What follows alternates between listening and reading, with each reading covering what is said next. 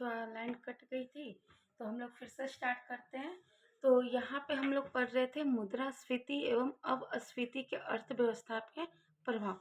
तो हमने सबसे पहले जाना एक डायग्राम की सहायता से कि जब बूम या पीक पे होता है, ठीक है, मनी सप्लाई, तो यहाँ पे क्या होती है, मुद्रास्फीति।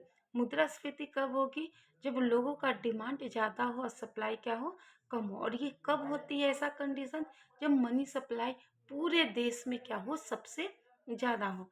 अब इसी में क्या होता है कि जब धीरे धीरे, ठीक है, धीरे धीरे इसमें क्या होने लगती है, कमी, तो इसे हम कहते हैं रिसेशन। कैसे हम कहते हैं कि 2 साल से रिसेशन चल रहा है, बहुत मंदी चल रहा है, ये चल रहा है, वो चल रहा है, कहते हैं ना। तो यहाँ पे क्या हो गया कि मनी सप्लाई धीरे धीरे क्या हो गई, बहुत ही ज़्यादा कम। और बहुत ज़्यादा जब कम हो जाती है, उसे हम लोग नाम देते हैं अति मंदी, यानी कि मंदी के पापा, ठीक है। अब हम सरकार जो होते हैं और आरबीआई जो होती है, इसे क्या करती है, रिकवरी, और इसी को कहते हैं एडी इक्वल टू एस, यानी संपूर्ण मांग बराबर संपूर्ण सप्लाई। अब हम लोग यहाँ जानेंगे कि ये जो मुद्रास्फीति है एवं अपस्फीति है, तो इसके अर्थव्यवस्था पे क्या प्रभाव होंगे। तो सबसे पहले अगर हम लोग मुद्रास्फीति का देखें, क्या देखें, मुद्रास्फीति का, तो मुद्रास्फीति का अगर हम लोग अर्थव्यवस्था पे प्रभाव देखते हैं, तो इसमें क्या होती है, मनी सप्लाई ज़्यादा होती है। और मनी सप्लाई कैसे ज़्यादा होगी, जब एडी ज़्यादा रहे, किससे, एस से, यानी कि एग्रीगेट डिमांड ज़्यादा हो, ए यानी कि एग्रीगेट सप्लाई से, ठीक है। और इसे हमने क्या नाम दे दिया, तो मुद्रा स्फीति नाम दे दिया। अब इसमें मान लीजिए कि मेरे पास, ठीक है, स्टॉक क्या है, कम है, स्टॉक क्या है, कम है, मेरे पास स्टॉक क्या है, यानी कि मान लीजिए कि मैं एक कपड़ा उद्योग, मतलब कपड़ा बनाती हूँ, ठीक है, और मेरे पास स्टॉक क्या हो गई, बहुत ही कम है। तो कम होने के कारण, ठीक है, मेरे पास ज़्यादा से ज़्यादा क्या होना चाहिए, उत्पादन, क्योंकि स्टॉक कम है और डिमांड ज़्यादा लोगों का हो रहा है, तो उत्पादन भी हम क्या करेंगे, ज़्यादा। जैसे ही ज़्यादा उत्पादन करेंगे, तो भारत की जीडीपी क्या हो जाएगी, बढ़ेगी। भारत की जीडीपी क्या होगी, बढ़ेगी। अगर आर्थिक वृद्धि या आर्थिक समृद्धि की बात करें, यानी इकोनॉमिक ग्रोथ, तो ये भी क्या हो जाएगी, बढ़ेगी। जब उत्पादन ज़्यादा होगी, तो वहाँ पे लोगों की भी आवश्यकता ज़्यादा होगी, तो रोजगार भी बढ़ेगा। रोजगार भी क्या होगा, बढ़ेगा। अगर वहीं पे हम लोग बात करें, तो प्रति व्यक्ति आय भी क्या हो जाएगी, बढ़ेगी। तो ये होते हैं मुद्रास्फीति के अर्थव्यवस्था पे प्रभाव। वहीं पे अगर हम लोग अपस्फीति का बात करें, किसका बात करें, अपस्फीति का अर्थव्यवस्था पे बात करें, तो यहाँ पे सब क्या हो जाएगा, उल्टा। कैसे उल्टा होगा, देखिए, मनी सप्लाई यहाँ पे क्या हो जाएगी, कम हो जाएगी। कैसे, डिमांड लोगों का क्या हो जाएगा, कम, और सप्लाई क्या हो जाएगा, ज़्यादा। तो मान लीजिए कि मेरे पास स्टॉक बहुत ज़्यादा है, मेरे पास स्टॉक क्या है, बहुत ज़्यादा है। स्टॉक ज़्यादा है, तो मेरे पास अब उत्पादन हम क्या करेंगे, कम करेंगे, क्योंकि लोगों का क्या हो गया, डिमांड कम हो गया। जब उत्पादन कम करेंगे, तो भारत की जीडीपी भी क्या हो जाएगी, कम हो जाएगी। आर्थिक वृद्धि भी हमारी क्या हो जाएगी, कम हो जाएगी, ठीक है। जितने भी लोग हमारे यहाँ काम कर रहे थे, उन लोगों को लात मार मार के हम लोग क्या करेंगे, बाहर निकालना शुरू कर देंगे। तो यहाँ पे बेरोजगार बढ़ेगी, क्या बढ़ेगी, बेरोजगारी बढ़ेगी, ठीक है। और प्रति व्यक्ति आय भी क्या होने लगेगी, कम हो जाएगी। तो हमने यहाँ पे जाना कि मुद्रास्फीति एवं अपस्फीति के अर्थव्यवस्था पे क्या प्रभाव होते हैं। अब हम लोग जानते हैं कि आर्थिक परिस्थितियाँ, ठीक है, आर्थिक परिस्थिति यानी इकोनॉमिक कंडीशन क्या क्या होते हैं। तो हम लोग जानते हैं कि एक जो वित्तीय वर्ष होता है, क्या होता है, वित्तीय वर्ष। तो हमारा फाइनेंशियल ईयर कब का है, तो 1 अप्रैल से 31 मार्च, कब होता है, 31 मार्च, ये हमारा क्या है, फाइनेंशियल ईयर है।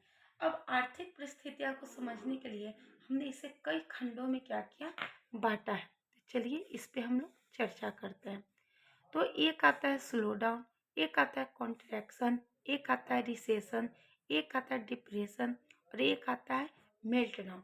तो स्लो डाउन क्या होता है, तो देखिए इसे हम 4 क्वार्टर में बाँटे हैं। इसे कितने क्वार्टर में बाँटे? 4।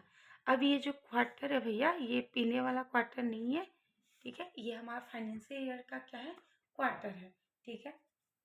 जिसे हम 3-3 महीने पे बाँटते हैं। तो मान लीजिए कि स्लो डाउन कहने का मतलब होता है कि जब लगातार, ठीक है? लगातार क्या हो, अर्थव्यवस्था में धीरे-धीरे क्या हो, कमी होना शुरू हो जाए। जैसे कि मान लीजिए कि पहले क्वार्टर में हमारा जो अर्थव्यवस्था था, इकोनॉमिक ग्रोथ थी, वो कितनी थी? 6.5%।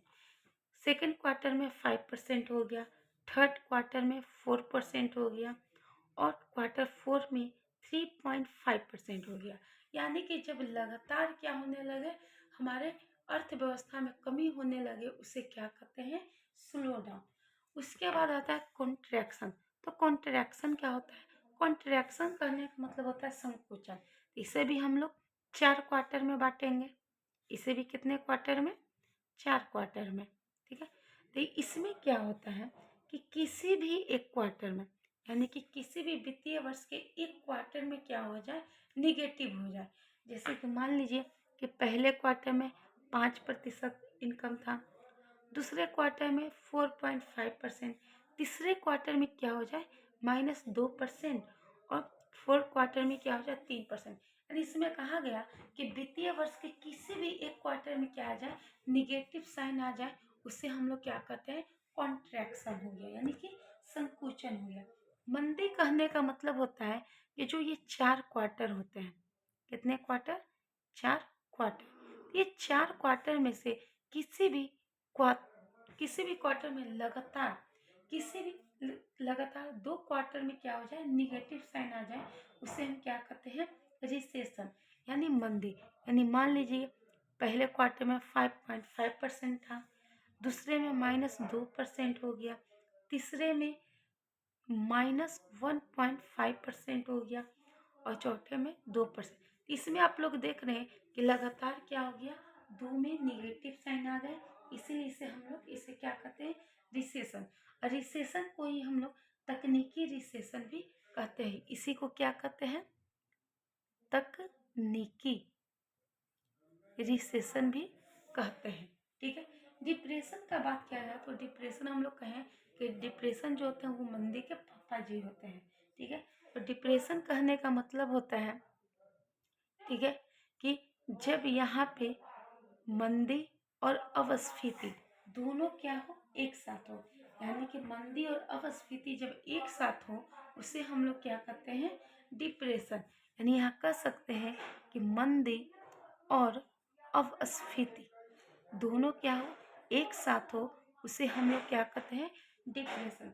मेल्ट डाउन जो होते हैं, तो मेल्ट डाउन कहने का मतलब होता है कि शेयर बाजार अचानक से गिर जाना। शेयर बाजार आप लोग जानते ही होंगे।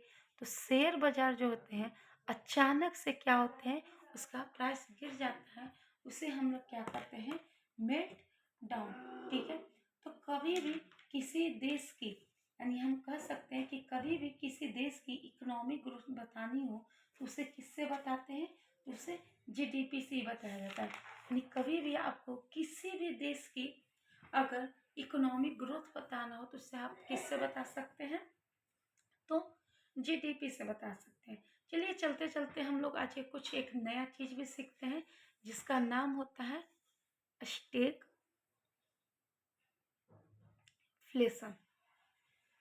क्या होता है, स्टेगफ्लेशन। अब ये स्टेगफ्लेशन क्या होता है, तो स्टेगफ्लेशन कहने का मतलब देखिए, हम लोग डायग्राम की सहायता से ही समझते हैं। तो स्टेगफ्लेशन कहने का मतलब होता है कि ये हमारा क्या है, बूम एवं पिक। ये हमारा क्या है, बूम एवं पिक, जिसे हमने क्या नाम दिया था, मुद्रा स्फीति। इसे हमने क्या नाम दे दिया, मुद्रा स्फीति नाम दे दिया। ये जो हमारा पाठ है, ठीक है, ये जो हमारा पार्ट है, जैसे इसको ले लीजिए, तो ये जो हमारा पार्ट है इसे हमने क्या नाम दे दिया? इसे नाम दे दिए थे मंदी। अब देखिए, स्टैगफ्लेशन कहने का मतलब क्या होता है कि ये जो मुद्रास्फीति और मंदी की ये जो बीच वाला पार्ट है, ये बीच वाला पार्ट है, इसी को हम लोग क्या नाम देते हैं? स्टैगफ्लेशन। स्टैगफ्लेशन कहने का मतलब होता है कि जब मुद्रास्फीति, ठीक है, जब मुद्रास्फीति और मंदी दोनों क्या हो? एक साथ हो। या दूसरे तरीके से कह सकते हैं कि जब मुद्रास्फीति क्या हो? बढ़े और रोजगार में क्या हो जाए? कमी हो जाए। ठीक है, ये भी कह सकते हैं। या दूसरे तरीके से कह सकते हैं कि जब मुद्रास्फीति और बेरोजगार दोनों क्या हो? बढ़े। या जब कीमत वृद्धि दर क्या हो? अधिक हो जाए और रोजगार वृद्धि दर क्या हो? कम हो जाए। तो ये अलग अलग तरीके से हम इसे बता सकते हैं। तो आज के लिए यही तक। अगर आपको इसमें कोई भी डाउट लगता है तो आप प्लीज़ कमेंट करें, ठीक है, और मैं इसका आपको रिप्लाई दूंगी।